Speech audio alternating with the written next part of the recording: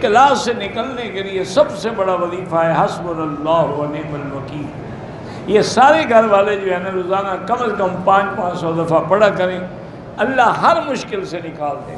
اب جنگ احد سے بڑی مشکل کب ہوگی؟ لیکن صحابہ نے کیا پڑھا؟ حسبنا اللہ و نعم الوکیل، فانقلبوا بنعمت من اللہ وفضل لم یمسسہم سوء۔ اسی طرح جب سیدنا ابراہیم الخلیل کو آگ میں ڈالا گیا، انہوں نے بھی پڑھا حسبنا اللہ و نعم الوکیل۔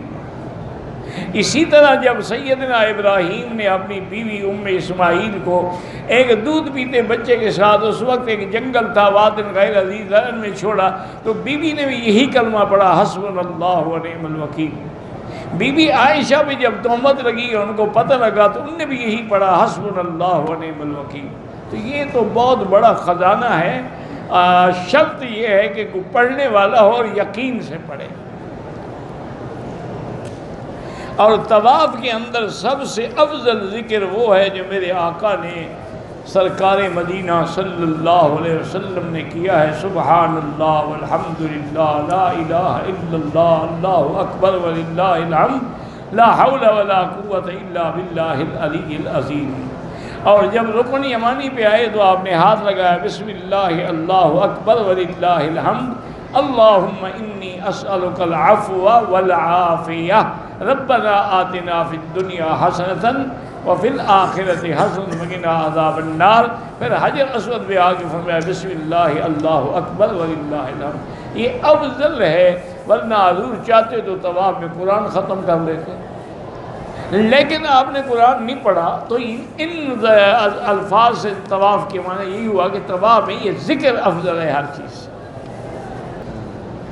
کہتے ہیں کہ انسان اگر جنابت کی حالت میں ہے تو استغفار پڑھ، ہاں استغفار پڑھ سکتا ہے، لیکن یاد رکھیں ایک ہے آدمی کی ناپاکی جنابت میں، ایک ہے عورت کی حیض میں اور نفاس میں۔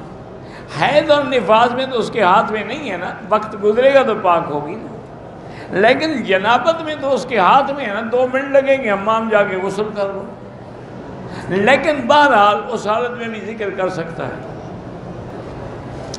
حالت احرام میں عورت کے سر کے بال جو ہیں وہ نقاب سے باہر نظر آئیں، کچھ ہوتا نہیں ہے لیکن منع ہے، چونکہ مرد کی جو عورہ ہے جس کا چھپانا ضروری ہے وہ ہے ناف سے لے کر گھٹنے تک، اور عورت کے لیے سر سے لے کر پاؤں تک، اس لیے اس کو ہر حال میں بال چھپانے چاہیے۔ اتفاق سے کچھ ظاہر ہو گئے تو انشاءاللہ کچھ نہیں ہوگا۔ کہتے تھے کہ اگر ایک عورت نے احرام کی نیت کرنے سے پہلے سر میں تیل لگایا سرسوں کا تو کوئی بات نہیں، کیا ہے کوئی تیل بھی لگائے، احرام سے پہلے تو کوئی منع نہیں ہے تیل لگائے کچھ کرے، بلکہ اچھا ہے کہ تیل لگائے، کنگھی لے بالوں کو اچھی طرح سیٹ کرے، باندھے تاکہ نہ کھلے۔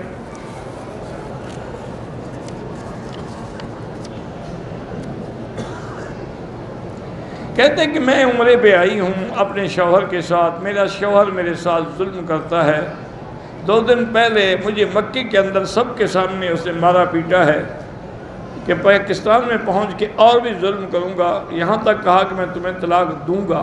بہرحال طلاق تو نہیں ہوئی، لیکن ایسے ظالم شوہر کو اللہ ہدایت۔ بیوی کمزور ہے بیچاری، کہاں جائے، اور تم اتنے بے شرم ہو کہ لوگوں کے سامنے سرزمین حرم میں بھی ظلم کر رہے۔ یہ تو امن کی جگہ ہے، یہاں تو بندہ اپنے باپ کے قاتل کو بھی نہیں چھیڑ سکتا۔ انا للہ و انا، فوراً توبہ کرو اور اپنی بیوی سے معافی مانگو۔ میں بینک میں ملازم ہوں، میں اپنی کمائی سے والدین کو حج عمرہ کروا سکتا ہوں، بالکل کروا سکتے ہیں۔ آپ کی تنخواہ تو حلال ہے، آپ کی تنخواہ جو ہے وہ حرام نہیں ہے، وہ سود نہیں ہے، لیکن افضل یہ ہے کہ ایسی جگہ نوکری نہ کرو، اور علماء نے لکھا ہے کہ تم دوسری جگہ نوکری تلاش کرتے رہو، جب مل جائے تو چھوڑ دو۔ جائیداد میں باپ اپنی مرضی سے زندگی میں چاہے تو بیٹی کو بیٹے کے برابر بھی دے سکتا ہے، موت کے بعد بیٹے کا حصہ دوہرا ہوگا، بیٹی کا ایک ہوگا۔ تعویذ پہننا شرک نہیں اگر قرآن و حدیث ہو، اگر قرآن حدیث نہ ہو تو پھر ہو سکتا ہے شرکی الفاظ ہو۔ کہتے ہیں جی کہ بعض لوگ صحابہ کی بے ادبی کرتے ہیں، فقہ حنفی کے خلاف باتیں کر، اللہ ان کو ہدایت دے۔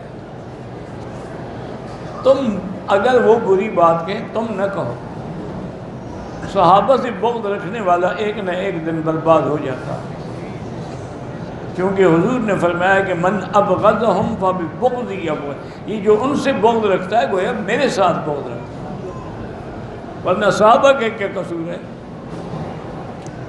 10 منٹ پہلے آئیں، حرم میں آ کے نماز پڑھیں، لوگ تو باہر بیٹھے رہتے ہیں، آدھا گھنٹہ پہلے باہر بیٹھے ہوئے، انا للہ۔ مقصد کیا ہے کہ سلام پھریں اور ہم بھاگیں، جیسے شیطان اذان سن کے بھاگ جاتا ہے۔ کہتے ہیں کہ جو لوگ تقلید کو اور ائمہ احناف کو یا ائمہ فقہ کو برا کہتے ہیں، بس ان کے لیے دعا کریں، کافر تو وہ نہیں ہیں، بس ان کو ذرا مثالہ زیادہ لگ گیا ہے۔ بیعت کرنا بالکل جائز ہے، جو بیعت نہ کرے تب بھی کوئی حرج نہیں، لیکن کرے تو اچھی بات ہے۔ اذان کے بعد دعا اور درود دونوں پڑھ سکتے ہیں۔ اذان کے بعد جو دعا ہے وہی پڑھیں جو حضور نے فرمائی ہے کہ جب اذان ختم ہو تو کہو وَأَنَا أَشْهَدُ أَن لَا إِلَٰهَ إِلَّا اللَّهُ مُحَمَّدٌ رَّسُولُ اللَّهِ اللَّهُمَّ صَلِّ عَلَىٰ سَيِّدِنَا مُحَمَّدٍ وَعَلَىٰ آلِ سَيِّدِنَا مُحَمَّدٍ كَمَا صَلَّيْتَ عَلَىٰ إِبْرَاهِيمَ وَعَلَىٰ آلِ إِبْرَاهِيمَ إِنَّكَ حَمِيدٌ مَّجِيدٌ اللهم رب هذه الدعوة التامة والصلاة القائمة آت محمد الوسيلة والفضيلة وابعثه مقاما محمودا إنك لا تخلف الميعاد۔ اور اگر اور میرے بھائی پر تو ایک اور روایت میں یہ بھی ہے کہ یہ بھی پڑھیں رضینا باللہ ربا وبالاسلام دینا وبمحمد صلی اللہ علیہ وسلم نبی ورسول۔ یہ ہے سنت والی دعا۔ اگر کسی غیر مسلم کو کبھی دعوت اسلام نہیں پہنچی اور اسی حالت میں مر جائے تو انسان کے ساتھ کیا کریں گے؟ اس سے توحید کا سوال ہوگا، چونکہ توحید کا تعلق فطرت انسانی سے ہے۔ کل مولود یولد علی الفطرت، اللہ ہر بندے کو فطرت میں پیدا کرتے ہیں، اس سے شریعت کے احکام نہیں صرف پوچھا جائے گا کہ تمہارا اللہ کے بارے میں کیا عقیدہ ہے۔ اگر اس نے بتا دیا صحیح تو پھر ٹھیک ہے، بچ جائے گا، جنت میں جائے گا۔ ایک حدیث میں ہے نا کہ ایک لڑکی تھی، یہودیوں کے پاس ملازمہ تھی، ان کی کنیز تھی، اور وہ بیچاری بیمار ہو گئی تو بعض لوگوں نے صحابہ نے حضور سے کہا حضور ہم نے سنا ہے کہ وہ اسلام کو پسند کرتی تھی، آپ تشریف لے گئے عیادت کے لیے۔ وہ بیمار تھی بیچاری، بسترے میں پڑی تھی، اور میں این اللہ، اللہ کہاں ہے؟ اور اشارہ عرش پہ، اور من آنا میں کون؟ انہوں نے کہا رسول اللہ، آپ اللہ کے رسول ہیں۔ حضرت نے فرمایا یہودیوں سے ہٹ جاؤ، انہا مسلمۃ، یہ مسلمہ ہے، اب اس کا جنازہ تجہیز تکفین ہم کریں گے۔ تو اب اس سے صرف یہی 2 باتیں پوچھی گئی، یہ تو نہیں پوچھا گیا کہ نماز پڑھتی ہو نہیں پڑھتی ہو۔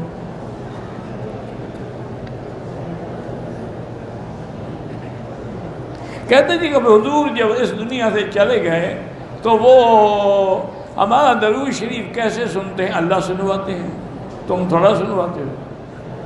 اللہ اگر ابو جہل کو سنوا سکتے ہیں تو حضور کو نہیں سنوا سکتے؟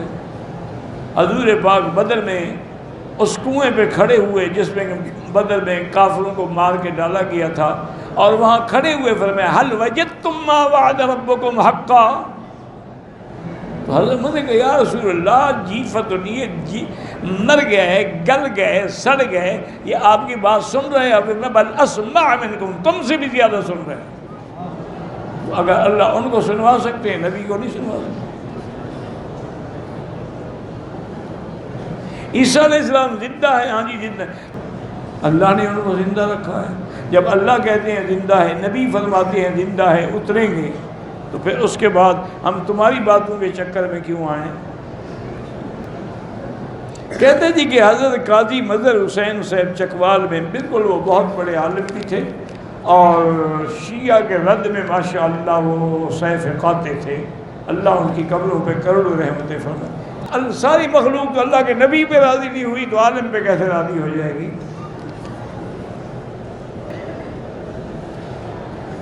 اگر ہم نے بینک میں پیسے رکھے، وہاں سے ہمیں جو پیسے زیادہ ملے وہ سود ہے، آپ ان پیسوں کو ثواب کی نیت نہ کریں، کیونکہ ثواب حلال پہ ملتا ہے، حرام پہ نہیں ملتا، وہ غریبوں کو دے دیں۔ ہوٹل والوں کی طرف سے بھی آپ کو ویل چیئر مل سکتی ہے اگر آپ مطالبہ کریں گے تو۔ ایک آدمی نے اپنی بیوی کو طلاق دی، پھر حلالہ بھی کروایا، اس کے بغیر گواہ کے، خود بھی کلمے پڑھے اور بیوی نہیں، گواہوں کے سامنے نکاح ہوگا۔ میرا داماد جو ہے اس کا کسی اور عورت سے تعلق ہے، میری بیٹی کا گھر برباد ہو رہا ہے، بہرحال ان کے لیے بیٹی سے کہیں کہ 2 رکعت نماز پڑھ کے اور اللہ کا جو نام ہے نا، یا حی یا قیوم یا ذا الجلال والاکرام، یا حی یا قیوم یا ذا الجلال والاکرام، ایک تسبیح پڑھ کے دعا کرتی رہیں کہ اللہ میرے خاوند کو گناہوں سے بچا، غلط زندگی سے بچا۔ اگر زید بکر کو اس کی شادی پہ تحفہ دیتا ہے، 2 سال بعد اپنا تحفہ واپس لینا حرام ہے۔ کہتے جی پاکستان میں کچھ لوگ ایسے بھی ہیں جو تقریر کے لیے جائیں تو پہلے فیس طے کرتے ہیں، بالکل حرام ہے، انبیاء کی سنت کے خلاف ہے۔ انبیاء کی سنت یہ ہے کہ لا اسألکم علیہ اجرا، ہم کوئی اجر کو نہیں چاہتے، ہمارا اجر اللہ پہ ہوتا ہے۔ ایسے لوگوں کو بلایا ہی نہ کریں، ٹھیک ہو جائیں گے۔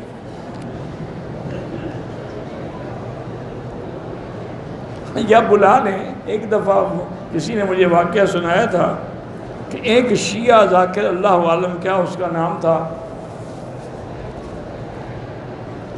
اس نے 5000 روپے پہلے طے کیے اس بندے سے کہ میں تمہارے پاس آ کے مجلس پڑھوں گا لیکن پیسے 5000 دوں گا۔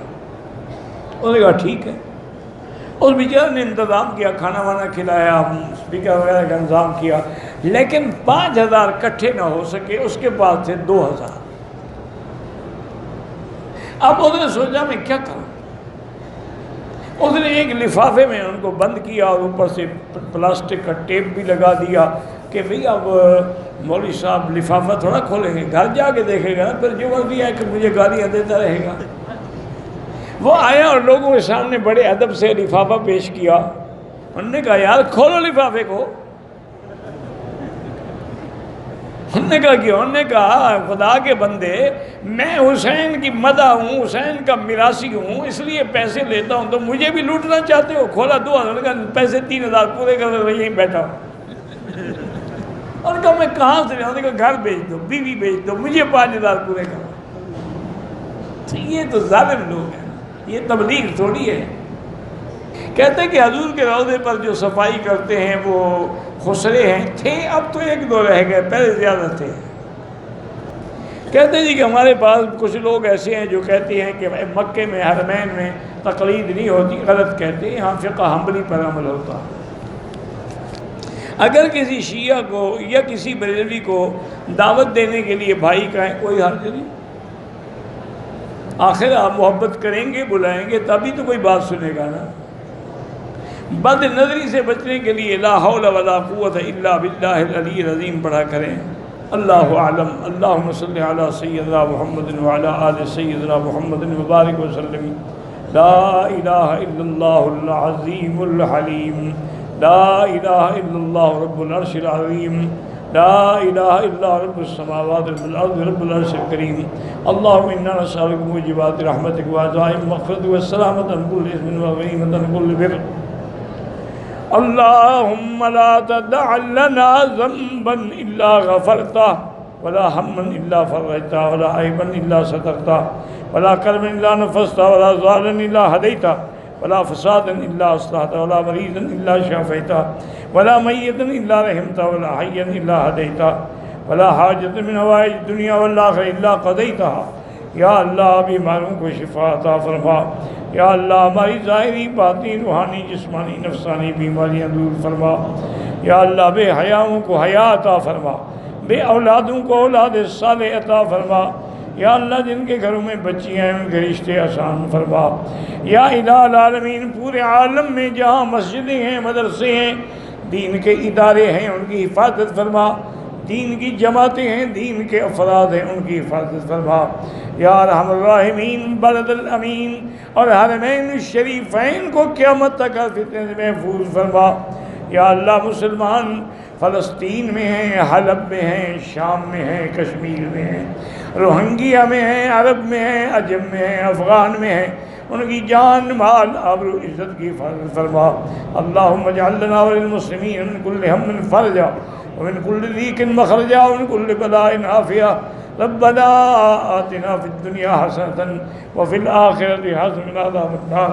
وصلی اللہ تعالی علی خیر خلقہ سیدنا محمد وعلی آلہ وصحبہ اجمعین۔ اللہم صل علی سیدنا محمد وبارک وسلم علیہ۔